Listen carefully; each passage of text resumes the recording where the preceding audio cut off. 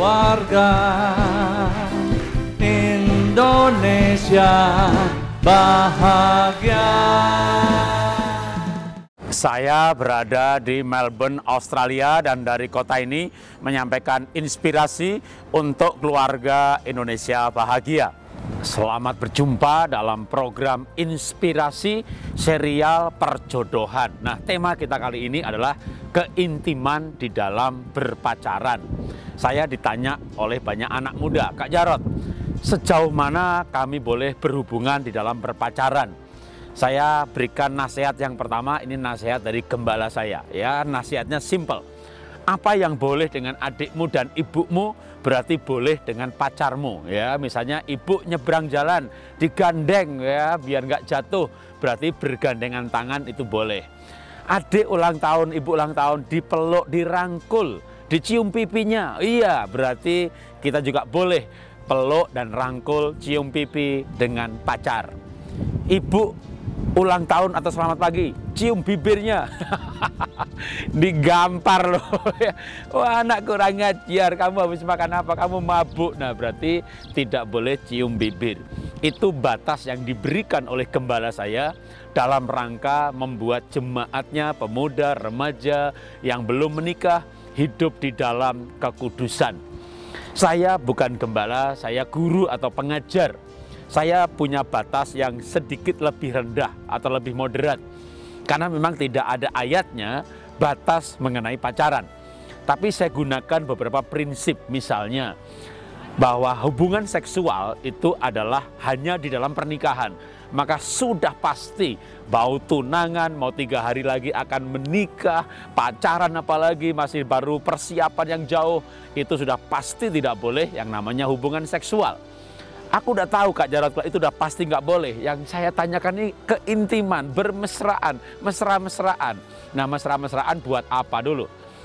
Bermesraan ada keuntungannya, maka menjadi istimewa. Kalau dengan teman yang lain tidak cium, maka cium. Istimewa banget kan? Ya emang betul. Itu membuat intim, membuat istimewa. Tapi harus hati-hati dengan kedagingan. Atau kalau lebih karismatiknya dengan setan gitu ya. Ketika nggak bisa menguasai diri, nah maka batas saya tuh di situ, karena ada tertulis engkau harus bisa menguasai diri supaya engkau bisa berdoa. Kalau udah nggak bisa menguasai diri, apa bukti dari nggak menguasai diri? Nggak bisa berhenti, adiktif ya, kayak orang adiktif kecanduan nggak bisa berhenti, maka nggak bisa berhenti, maunya mesra terus, bahkan kalau berhenti marah gitu ya. Kalau berhenti marah, nah berarti Anda tahu itu sudah batas yang Anda langgar. Anda sudah menabrak batas itu, maka segera mundur dan besok-besoknya jangan lagi, karena akan terulang lagi.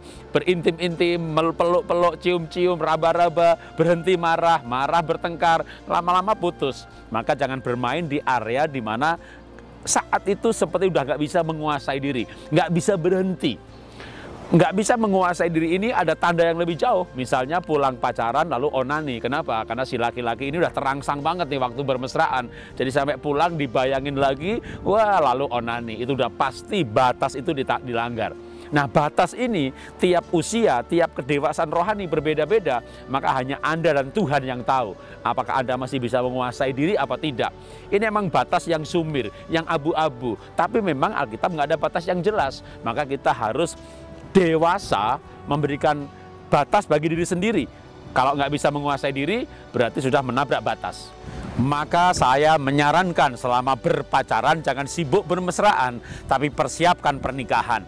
Tanyalah pasangan pacarmu di rumahmu yang pegang uang ayahmu atau ibumu, lalu dibahas apa yang baiknya menurut Alkitab bagaimana. Bahas lagi nanti kalau kamu nanti lulus kuliah mau kerja atau usaha sendiri, usaha apa yang cocok supaya saya juga bisa bantu, apa sih keunikan kita, bahas lagi ya, kalau perlu pelayanan bareng-bareng sehingga ada kegiatan yang positif untuk menjadi bahagia, bukan lewat bermesraan tapi lewat berguna bagi sesama. Saya pacaran 6 tahun dan saya masuk pernikahan kudus, istri saya masih perawan, kami melayani bersama-sama, ngajar sekolah minggu bersama-sama, ngurus Bogor Presenter bersama-sama, pemuritan bersama-sama, maka kami mendapatkan makna hidup dan belajar menjadi tim yang baik. Itulah kenapa pernikahan kami bahagia. Kami tidak sibuk bermesraan, tapi kami mencari makna dalam kehidupan. Inilah inspirasi yang saya sampaikan dari Melbourne, Australia untuk keluarga Indonesia bahagia. Salam dahsyat, luar biasa. Keluarga Indonesia bahagia.